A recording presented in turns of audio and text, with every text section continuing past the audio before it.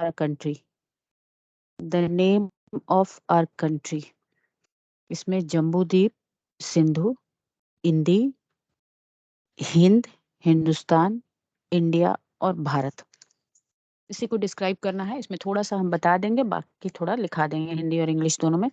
तो फटाफट नोट कर लेना, छोटा सा ही नोट्स है लेकिन हो जाएगा ये आज। तो अगर हम अपने कंट्री के नाम के बारे में अगर हम बात करेंगे तो हमारा जो कंट्री है वो काफ़ी पुराने ज़माने से अलग-अलग नामों से जाना जाता है। काफ़ी एंशिएंट टाइम से अलग-अलग नामों से जाना जाता है। जैसे ग्रीक लोगों ने कुछ और नाम दिया था, फिर तिब्बतन लोगों ने कुछ और नाम दिया था। इसी तरह से जापानीज़ वगैरह जो लोग थे, कुछ और नाम था। पर्शियन लोग जब यहाँ आए तो उन्होंने कुछ और नाम दिया। तो इस तरह से कई नाम हैं जो, जैसे इंडिया है, जैसे भारत है, जैसे हिंद है, जैसे हिंदुस्तान है, जैसे जम्बूद्वीप, जैसे तियानजू है, जैसे होदू है, जैसे मेलुहा है, जैसे ग्यागर और फाग्यूल है। तो इस तरह से कई नाम हैं जिनमें से हमने अभी कुछ बताया जो तुम्हारे सिलेबस के अंदर है, उन नामों को सिर्फ हम डिस्क्राइब करेंगे। तो ज़्यादातर जो प्रचलित नाम है वो इंडिया और भारत ही है, जिसको हम लोगों ने कॉन्स्टिट्यूशन के अंदर भी लिया है। भारत में कॉन्स्टिट्यूशन के अंदर ये 2 नाम ही हैं, लेकिन हिंदुस्तान भी एक ऐसा नाम है जो काफ़ी प्रचलित है, जो आम लोग भी जानते हैं हिंदुस्तान। इसी तरह से बाकी और नाम भी हैं, जैसे गयागर और फाग्यूल के बारे में हमने बताया, वो तिब्बतन लोगों ने इसको नाम दिया था। और जो बुद्धिस्ट लोग, तिब्बतन बुद्धिस्ट लोग थे, वो अक्सर इस नाम को, ग्यागर नाम को बोलते थे भारत के लिए, जो जिसका मतलब होता है साउथ। इसी तरह से तियानजू जो है, या तांजीकू भी जिसको कहा जाता है, वो एंशिएंट टाइम में जापानीज और चाइनीज के द्वारा बोला जाता था ये नाम, जिसका मतलब होता है हेवनली सेंटर, तांजीकू जिसको कहते हैं। इसी तरह से होदू जो है वो बाइबल के अंदर और जूइश बुक जो है उसमें इस नाम को दिया गया है, जैसे हिब्रू लैंग्वेज में ये नाम है, और क्रिश्चियन के जो ओल्ड टेस्टामेंट है उसमें भी होदू नाम दिया गया है।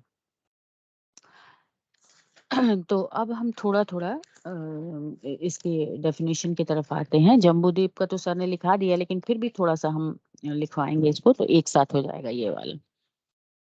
तो ऊपर में हेडिंग दे दो, the name of our country, the name of our country.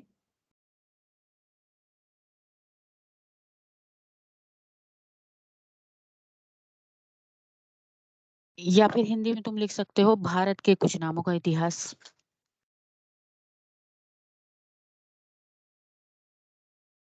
तो पहला हो जाएगा जम्बूद्वीप, जम्बूद्वीप। हिंदी में, इंग्लिश में एक ही नाम लिखना, Jambudvipa.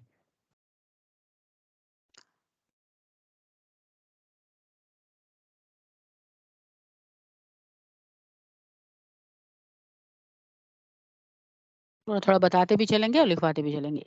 India, which is included in the great countries of the world. India, which is included in the great countries of the world. विश्व के महान देशों में शामिल भारत को प्राचीन काल के, विश्व के महान देशों में शामिल भारत को प्राचीन काल के एक समय में जम्बूद्वीप के नाम से भी जाना जाता था। जम्बूद्वीप के नाम से भी जाना जाता था। India, which is included in the great countries of the world, was also known as Jambudweep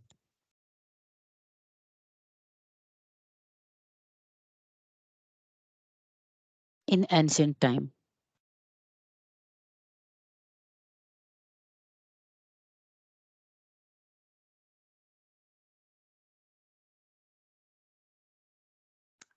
We see the name of Jambu Dweep in Puranas. We see the name of Jambudweep in Puranas. Bharat के इस जम्बूद्वीप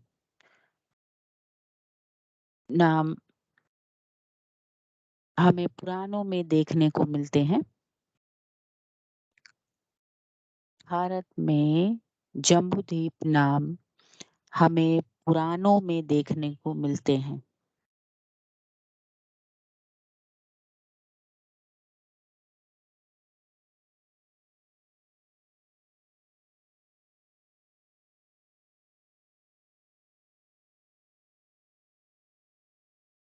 पुराणों में देखने को मिलते हैं।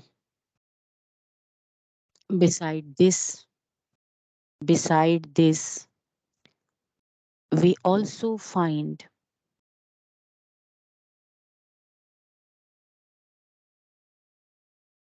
Jambudweep, the name of India. We also find Jambudweep, the name of India, in the inscriptions established by Ashoka.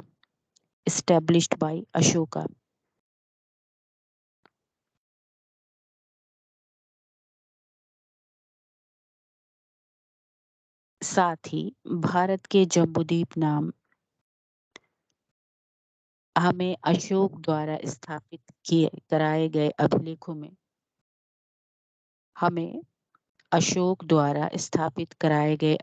में भी मिलता है।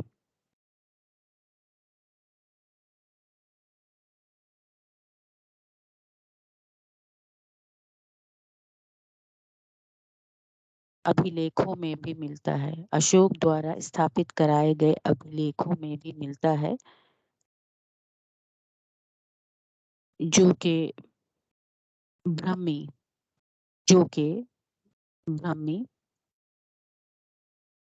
व खरगोष्ठी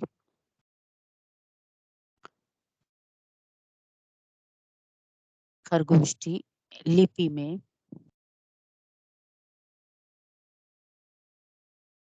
भारत के विभिन्न भागों में उत्कीर्ण कराए गए हैं।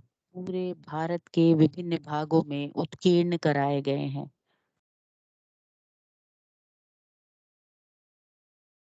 Established by Ashoka, full stop देख रहे हो, which were engraved in different parts of India,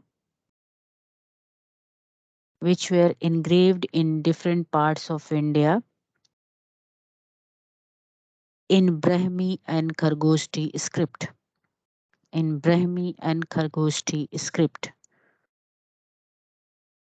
Which were engraved in different parts of India in Brahmi and Khargoshti script.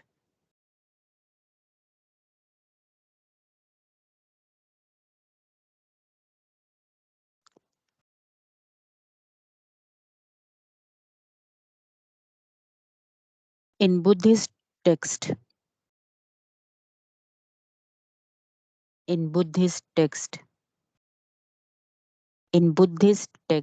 the region ruled by the Maurya dynasty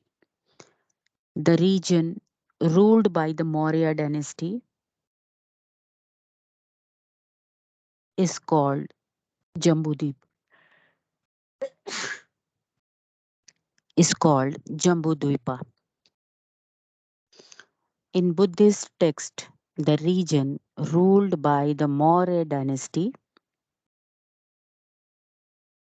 is called Jambudvipa. बौद्ध ग्रंथों में मौर्य वंश द्वारा शासित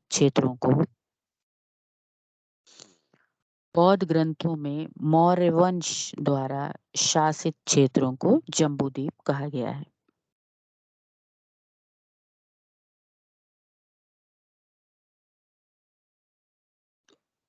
बौद्ध ग्रंथों में मौर्य वंश द्वारा शासित क्षेत्र को जम्बूद्वीप कहा गया है, क्योंकि मौर्य शासक अशोक का शासन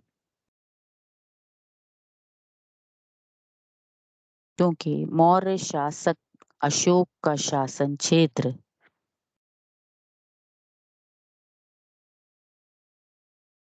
संपूर्ण भारतीय उपमहाद्वीप अशोक का शासन क्षेत्र संपूर्ण भारतीय उपमहाद्वीप हुआ करता था। संपूर्ण भारतीय उपमहाद्वीप हुआ करता था। Because the entire Indian subcontinent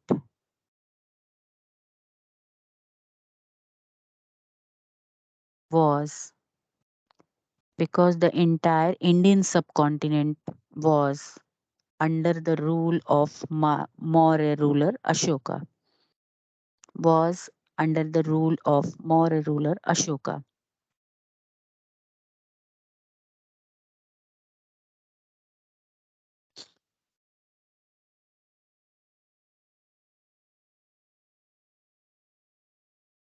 उपमहाद्वीप हुआ करता था। अतः बौद्ध ग्रंथों में भी भारत का प्राचीन नाम जम्बू द्वीप कहा गया है।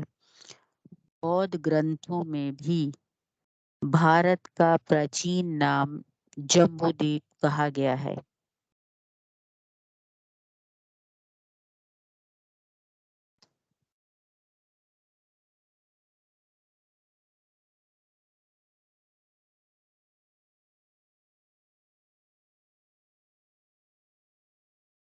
Therefore, in Buddhist text, the ancient name of India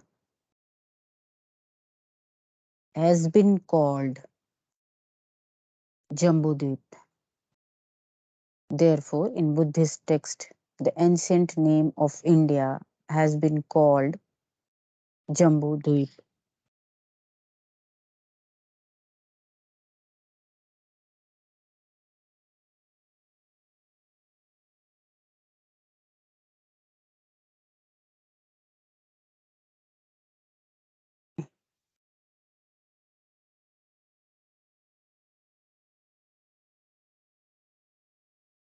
If we talk about the reason behind the name of Jambudvip, if we talk about the reason behind the name of Jambudvip,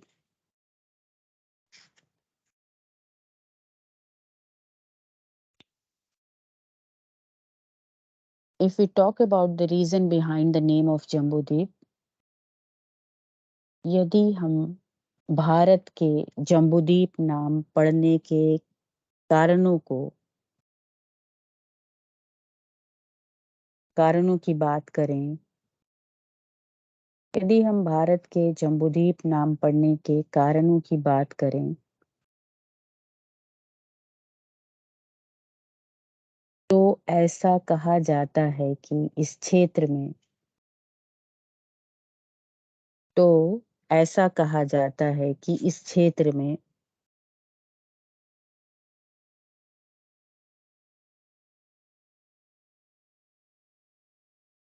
जामुन के वृक्षों की अधिकता के कारण जामुन के वृक्षों की अधिकता के कारण ही इस देश को जम्बूद्वीप नाम से जामुन के वृक्षों की अधिकता के कारण ही इस देश को जम्बूद्वीप नाम से संबोधित किया गया। इस देश को जम्बूद्वीप नाम से संबोधित किया गया। If we talk about the reason behind the name of Jambudvip, it is said that because of abundance of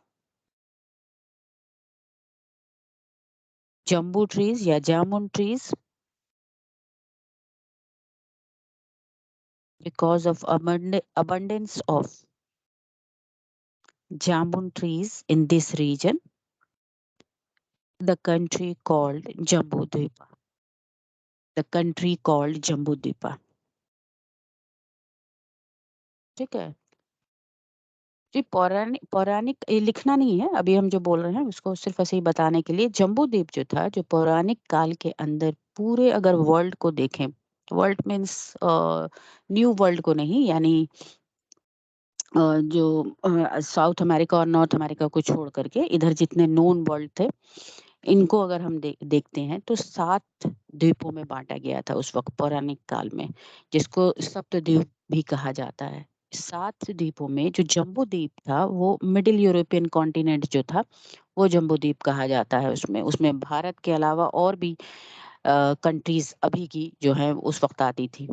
तो जम्बूद्वीप जो है मिडल यूरेशियन कॉन्टिनेंट था। इसी तरह से पुष्कर 7 द्वीपों में पुष्कर भी था जो नॉर्थ ईस्टर्न एशिया जो अभी नॉर्थ ईस्टर्न एशिया है, वो वाले हिस्से को पुष्कर कहा जाता था।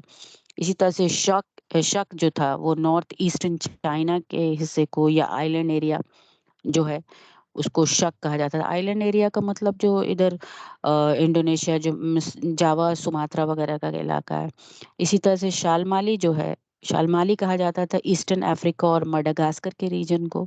अफ्रीका का जो इथियोपिया वाला जो इलाका है, जो ईस्टर्न अफ्रीका जो कहलाएगा, और मडागास्कर जो एक द्वीप है बड़ा-सा, उस इलाके को शालमाली कहा जाता था। इसी तरह से कुश जो था मिडल ईस्ट एशिया जो अभी भी मिडल ईस्ट जो कहलाता है, उसको पहले कुश कहा जाता था जिसमें ईरान, इराक, सऊदी अरेबिया वगैरह पूरा आता था मिडल ईस्ट जो था। इसको कुश कहा जाता था उस time.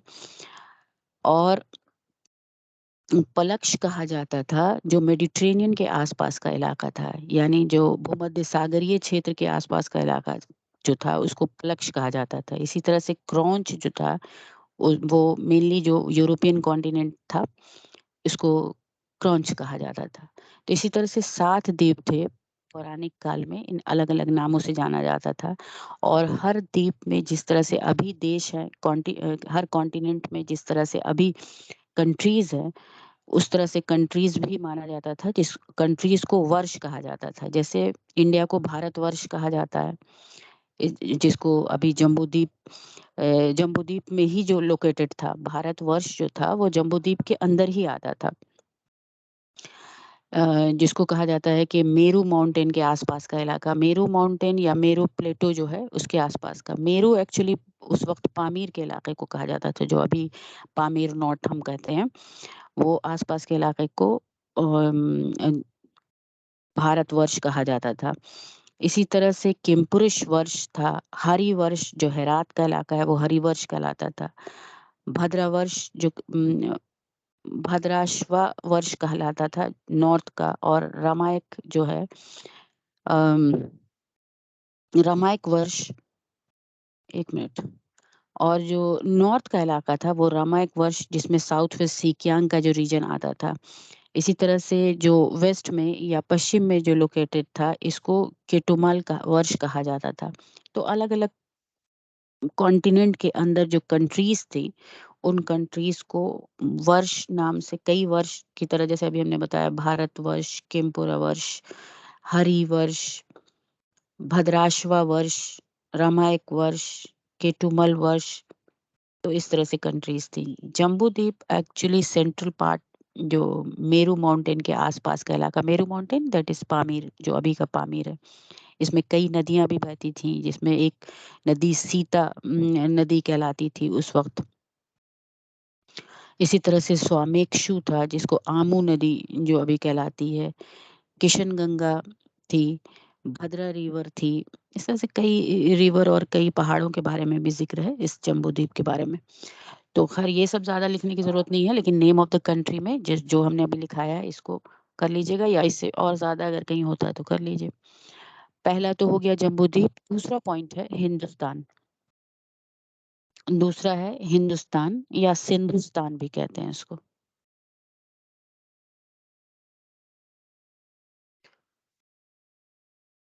India was also known as Hindustan in ancient time. India was also known as Hindustan in ancient time. Bharat प्राचीन काल में एक अन्य नाम से भी जाना जाता था।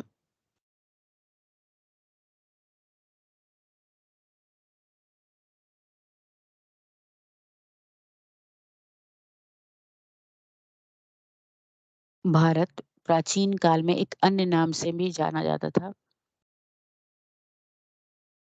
भारत को नाम से भी जाना जाता था और यह था हिंदुस्तान। और यह था हिंदुस्तान। भारत प्राचीन काल में एक अन्य नाम से भी जाना जाता था। यह था Hindustan. India was also known as Hindustan in ancient time.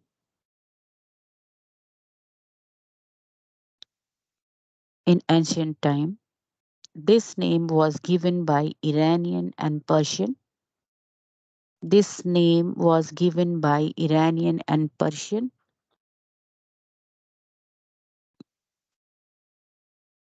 This, this name was given by Iranian and Persian. Bharat को हिंदुस्तान नाम और कर देना पर्शियन, ईरानियन और पर्शियन। भारत को हिंदुस्तान नाम ईरानियों अथवा या कर दो फारसियों ने दिया था।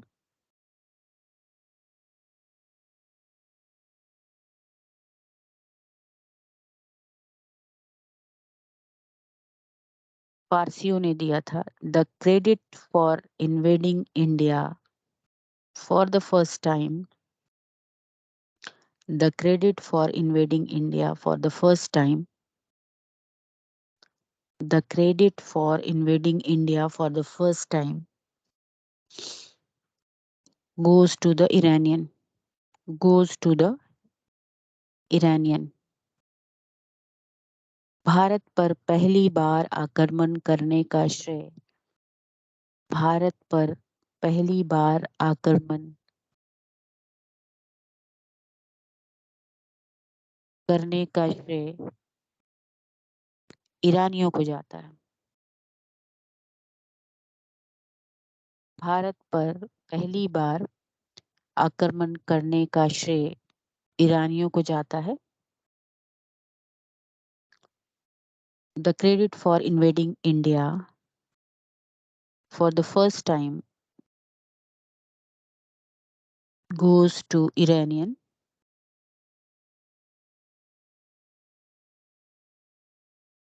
He was successful in invading. He was successful in invading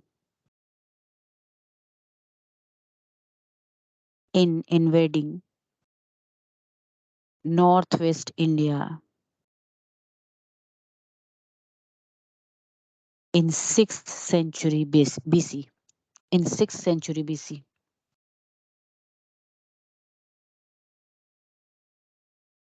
उन्होंने छठी सदी ईसा पूर्व उन्होंने छठी सदी ईसा पूर्व में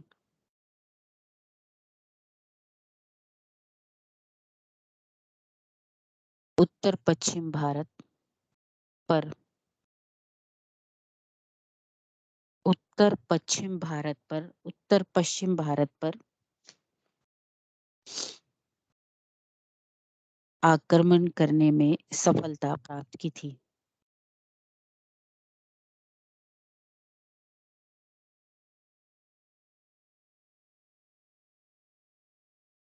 6th century BC. At full stop लिखो। At that time, the geographical expansion of India. At that time, the geographical expansion of India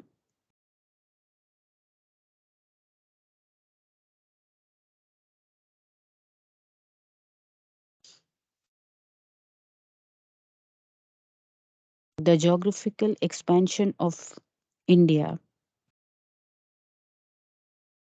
used to be till the northwest of Indus River. Till the northwest of Indus River.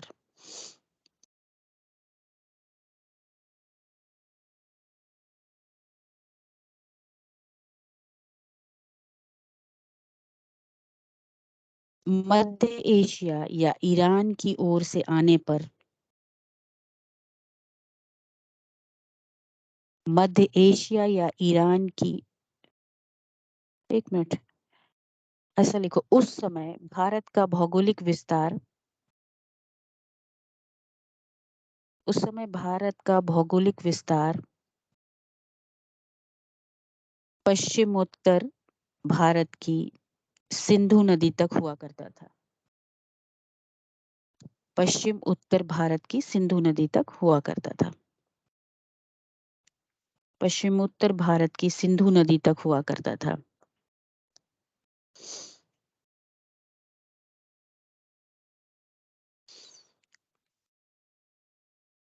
यानी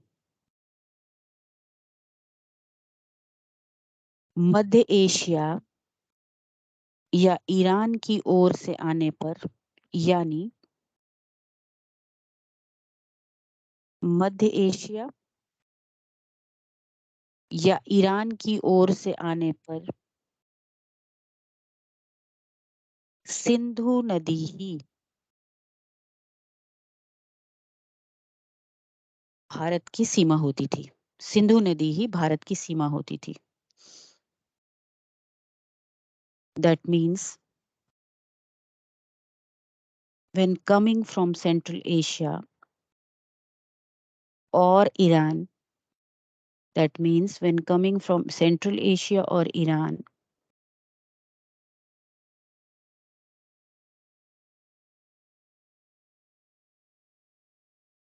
Iran, the Indus River is, the Indus River is used to be the border of India, used to be the border of India,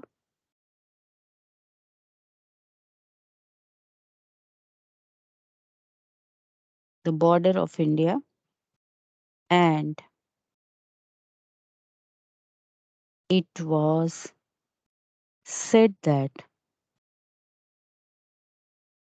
it was said that the area east of the Indus is India,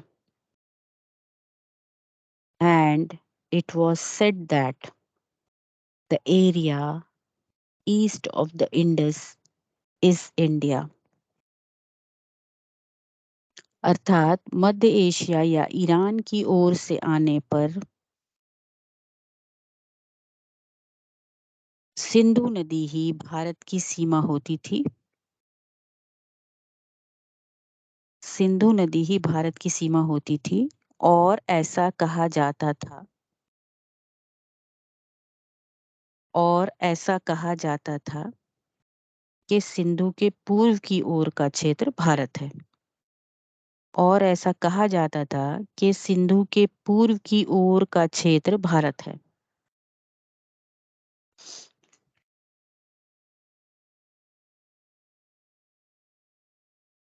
Bharat है।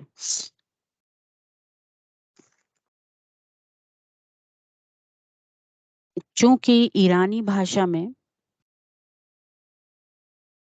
चूंकि ईरानी भाषा में सा का उच्चारण हा किया जाता है, चूंकि ईरानी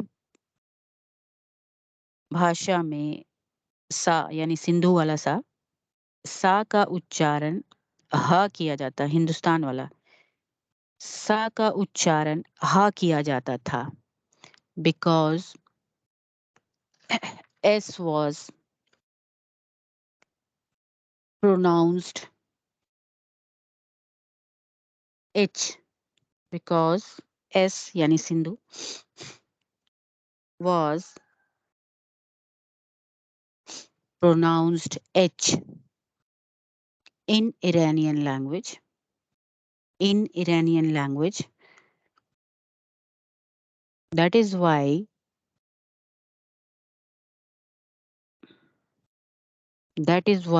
they called the Sindhu river. That is why they called the Sindhu river by the name of Hindu river. That is why they called the Sindhu river by the name of Hindu river. हाँ, किया जाता था। अतः ईरानियों ने सिंधु नदी को हिंदू नदी नाम से संबोधित किया। इसलिए ईरानियों ने सिंधु नदी को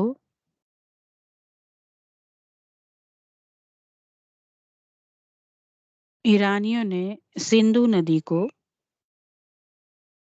हिंदू नदी नाम से संबोधित किया।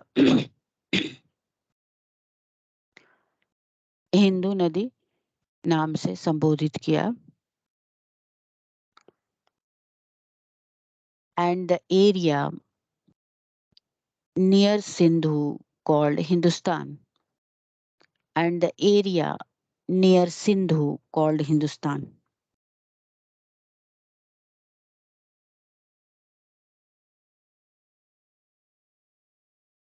चूंकि सिंधु के पूर्व के क्षेत्र को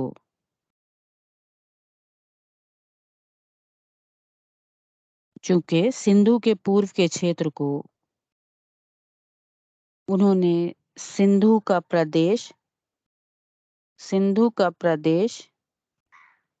अथवा सिंधुस्तान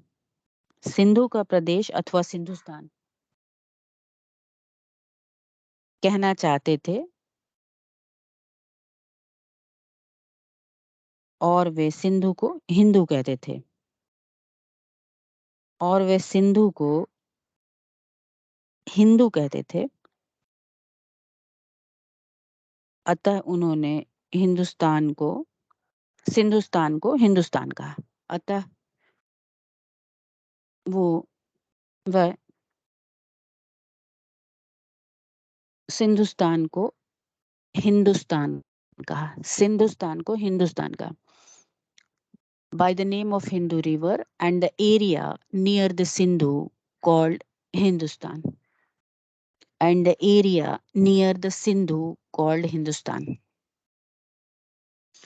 Next name है India.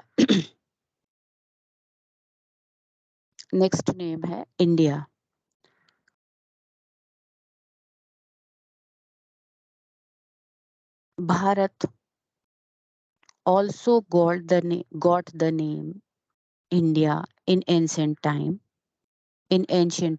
Bharat also got the name India in ancient time. प्राचीन काल में भारत को इंडिया नाम भी मिला था, या भारत को इंडिया नाम से भी जाना जाता था।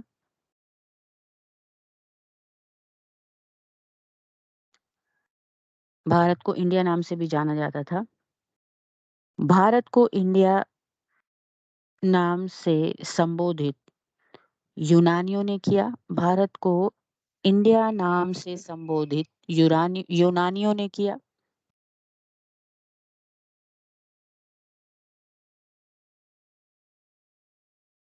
India was named India by the Greeks. India was named India by the Greeks.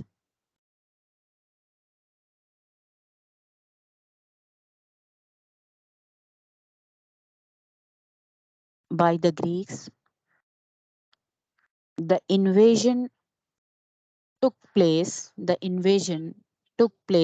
under the leadership of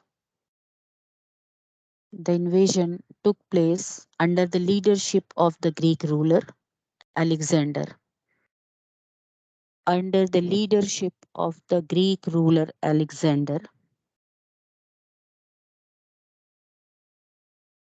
संबोधित किया। भारत को इंडिया नाम देने का कार्य यूनानियों ने किया था।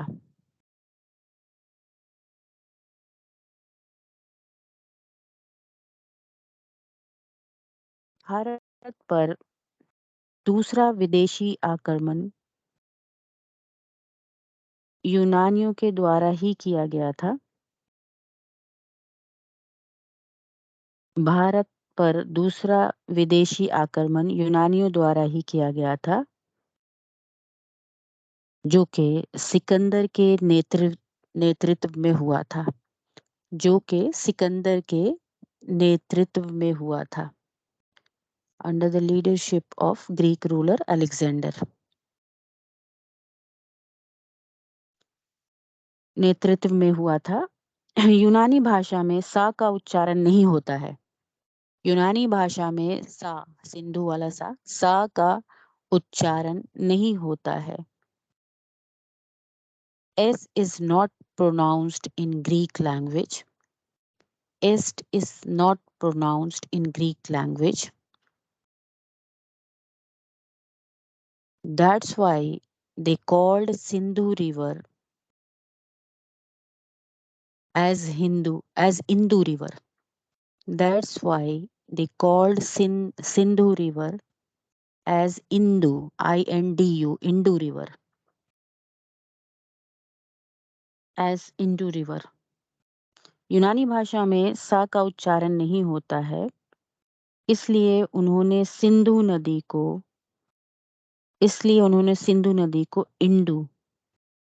इंदु नदी कहकर संबोधित किया। इंदु नदी कहकर संबोधित किया। With this coining word, they named Sindhu River as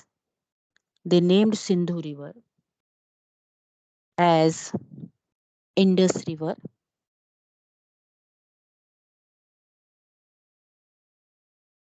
They named Sindhu River as Indus River and named India after this Indus.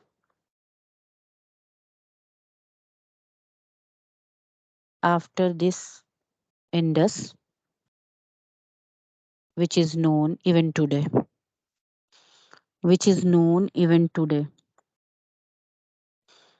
संबोधित किया के बाद लिखो, इस शब्द से सिंधु नदी को उन्होंने इंडस का नाम दिया। सिंधु नदी को उन्होंने इंडस का नाम दिया या इंडस का नाम दिया और भारत को इसी इंडस के नाम पर इंडिया का नाम दिया, जो कि आज भी जाना जाता है। भारत को इसी इंडस के नाम पर इंडिया का नाम दिया, जो कि आज भी जाना जाता है। नेक्स्ट है हिंद। नेक्स्ट पॉइंट है Hind. Hind, HIND, Hind. India was also called by another name in medieval period. India was also called by another name in medieval period. Bharat को मध्यकाल में एक अन्य नाम से भी पुकारा गया,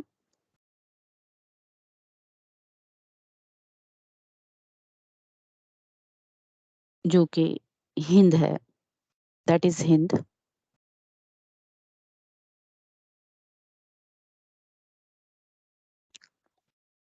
This Hind name was given by a scholar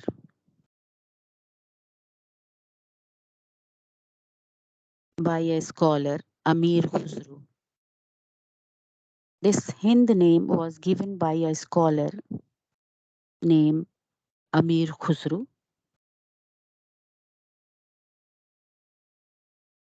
यह हिंद नाम 13वीं-14वीं सदी के विद्वान यह हिंद नाम 13वीं-14वीं सदी के विद्वान अमीर खुसरो द्वारा दिया गया। This Hind name was given by a scholar named Amir Khusro in 13th-14th century.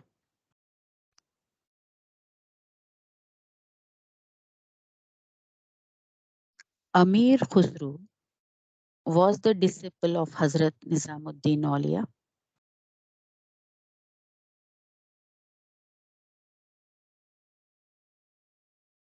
अमीर खुसरो हजरत निजामुद्दीन औलिया के शिष्य थे। के शिष्य थे और अलाउद्दीन खिलजी के दरबारी कवि भी थे। Amir Khusro was disciple of Hazrat Nizamuddin Auliya and a poet of Alauddin Khilji court. Alauddin Khilji court.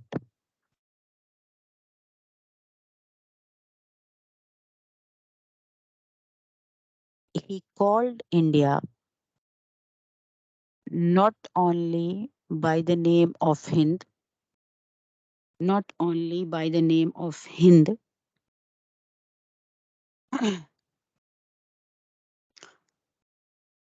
rather he also described Hind, rather he also described Hind as heaven on earth, as heaven on earth.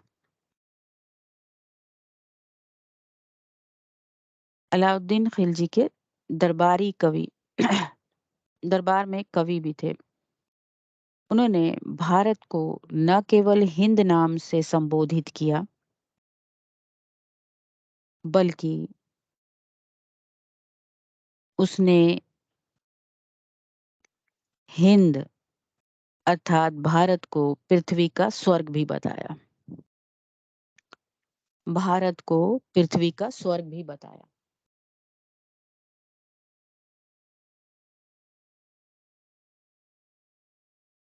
ये तो हो गया। फिर आ जाइए आप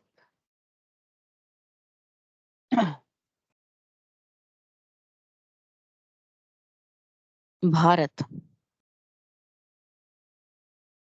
Bharat next name जो है वो भारत है।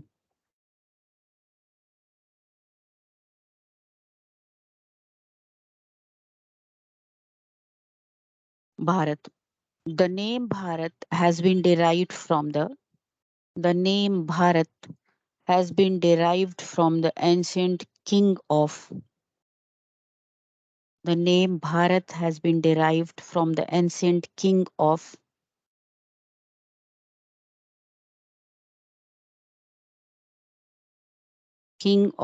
that name, ancient king of that name, who visualized the fundamental unity of the country, who visualized the fundamental unity of the country. Bharat नाम इसी नाम के एक प्राचीन शासक से प्रचलित हुआ। भारत नाम इसी नाम के एक प्राचीन शासक से प्रचलित हुआ।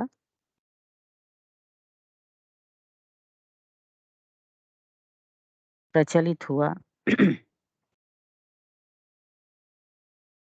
उन्होंने इस क्षेत्र की आधारभूत एकता की परिकल्पना की। आधारभूत एकता की परिकल्पना की। जिन्होंने इस क्षेत्र की आधारभूत एकता की परिकल्पना की। Visualise the fundamental unity of the country. ठीक है। The Rigveda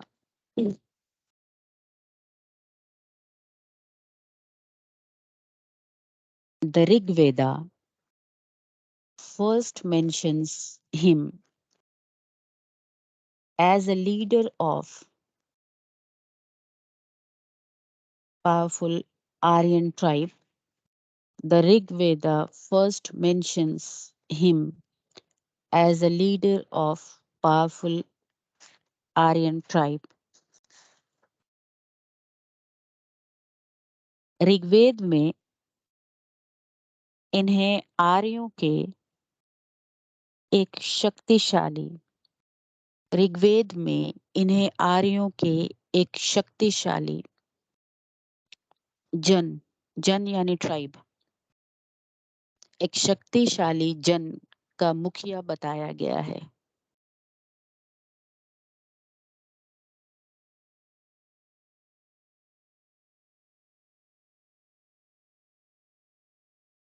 while while the Aitareya ब्राह्मणा, ऐत्रे की स्पेलिंग लिखना AITAREYA,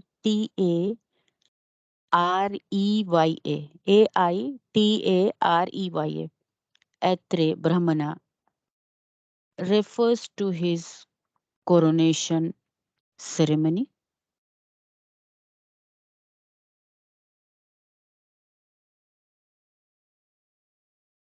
Coronation ceremony, subsequent conquest, and Ashwamedha sacrifice. Subsequent conquest and Ashwamedha sacrifice. Aitareya ब्राह्मण में इनके राज्याभिषेक, ऐत्रेय ब्राह्मण में इनके राज्याभिषेक, विजय अभियान,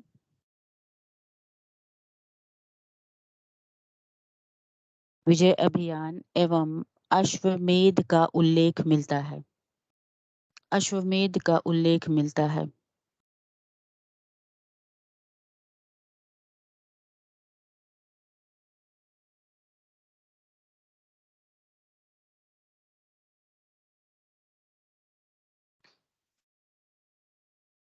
The Bhagavad Purana calls him as the Bhagavata Purana calls him as Adhirat, calls him as Adhirat and Samrat. Bracket में kings of king, king of kings and samrat, king of kings bracket में लिखना।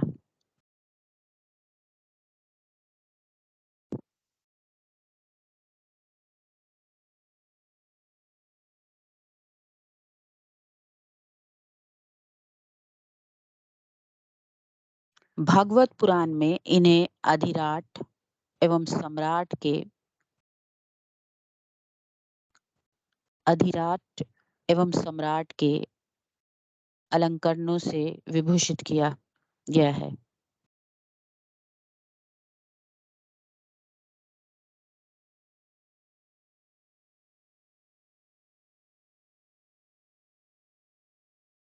विभूषित किया गया है जिन्होंने Kirat,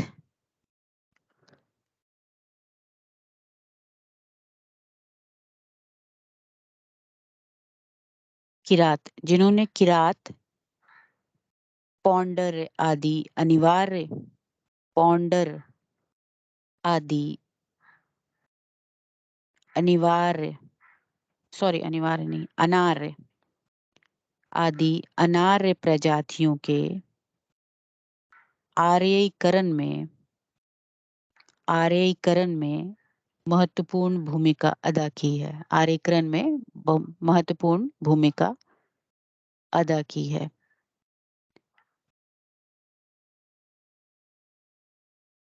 subsequent conquest लिखाया था ना, coronation ceremony, subsequent conquest and Ashvamedha sacrifice था ना। The Bhagavata Purana calls him as Adhirat and samrat, यहाँ तक लिखा चुके थे। हाँ, who accelerated the pace and process of, who accelerated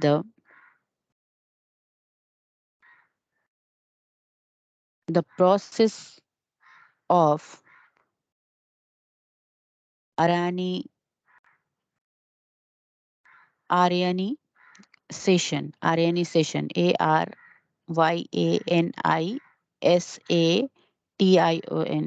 Aryanization of the then people,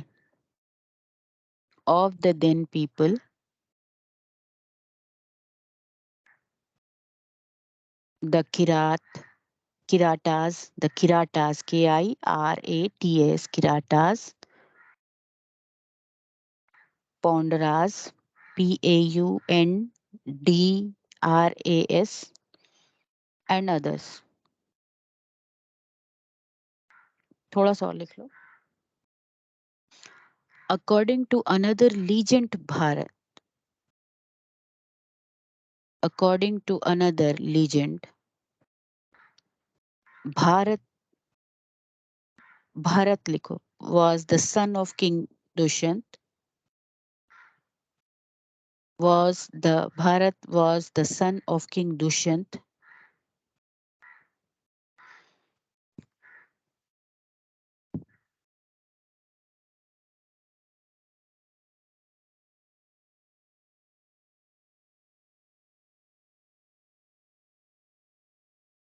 वायु पुराण के एक अन्य संदर्भ में दुष्यंत के पुत्र भरत का उल्लेख है. वायु पुराण के एक अन्य संदर्भ में दुष्यंत के पुत्र भरत का उल्लेख है, जिनके नाम पर इस भूभाग का नाम भारत पड़ा. वायु पुराण के एक अन्य संदर्भ में दुष्यंत के पुत्र भरत का उल्लेख है, जिनके नाम पर इस भूभाग का नाम भारत पड़ा. According to another legend, Bharat was the son of King Dushyant, after whom the land come to be known as Bharat. The land come to be known as Bharat.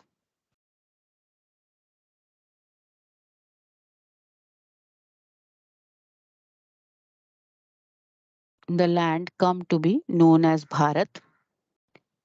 In fact, full stop के बाद, in fact, it is in the Puranas. It is in the Puranas where the first mention of this word Bharat is found.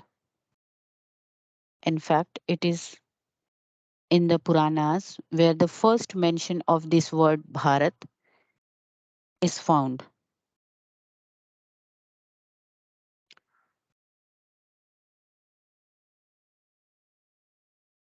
जिनके नाम पर भारत पड़ा.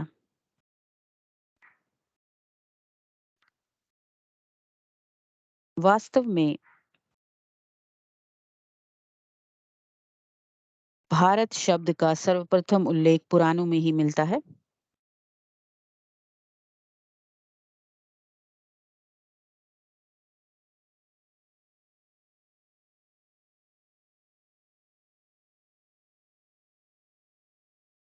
सर्वप्रथम उल्लेख पुराणों में ही मिलता है. विष्णु पुराण में समुद्र यानी हिंद महासागर जो है, समुद्र ब्रैकेट में लिख लो हिंद महासागर के उत्तर. विष्णु पुराण में समुद्र यानी हिंद महासागर के उत्तर एवं हिमालय के दक्षिण स्थित देश को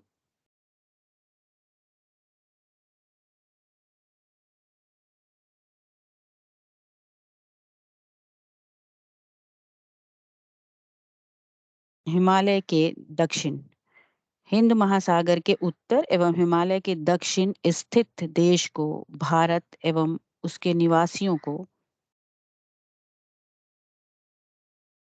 हिमालय के दक्षिण स्थित देश को भारत एवं उसके निवासियों को भारतीय बताया गया है. निवासियों को भारतीय बताया गया है.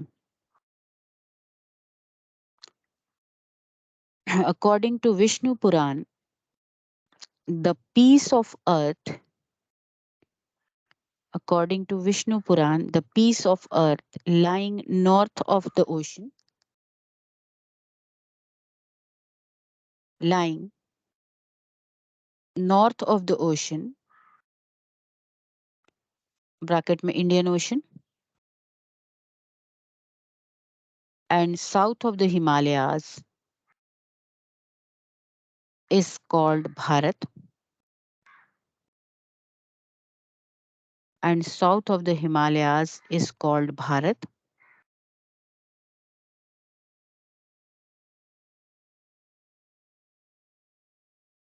Which is inhabited by the which is inhabited by its descendants Bharati.